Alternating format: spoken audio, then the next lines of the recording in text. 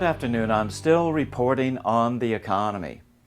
This week, the former Fed official who managed the Fed's quantitative easing program has offered an apology to America that was printed in the Wall Street Journal.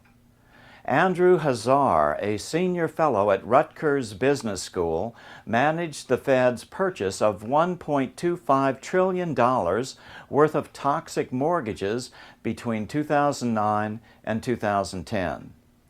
This week, he issued a formal apology to the American people for his role in what will eventually be seen in the eyes of history as a key step in the destruction of the American economy. In its almost 100-year history, the Fed had never bought one mortgage bond. Now, my program was buying so many each day that we constantly risked crashing global confidence. We were working feverishly to preserve the impression that the Fed knew what it was doing. He then explained the end result for the average American. My program wasn't helping to make credit any more accessible for the average American.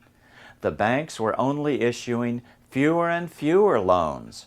QE may have been driving down the wholesale cost for banks to make loans, but Wall Street was pocketing most of the extra cash. Counting this artificial QE money creation into the GDP number is the only reason that the American economy is not in an official depression now. Aggressive QE over 5 years has generated only a few percentage points of U.S. growth. The Fed may have created and spent over $4 trillion for a total return of as little as 0.25% of GDP. But it has significantly concentrated money into fewer and fewer hands. QE isn't really working unless you're Wall Street. U.S. banks have seen their collective stock price triple since March 2009. The biggest ones have only become more of a cartel. 0.2% of them now control more than 70% of the U.S. bank assets.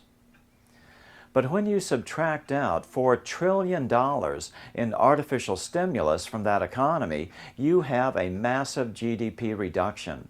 And since that would be well over 8 quarters of negative growth, that would meet the classic definition of a depression.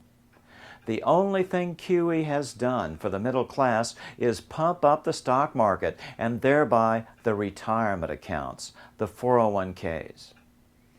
As for the rest of America, good luck.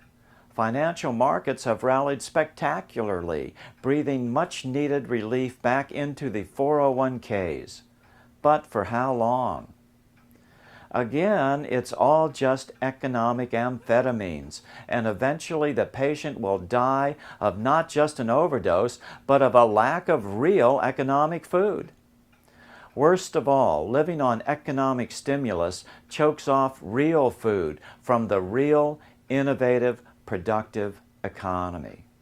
There is no question it's a train wreck, an economic death spiral from which we can never escape until the root of the problem is understood and addressed.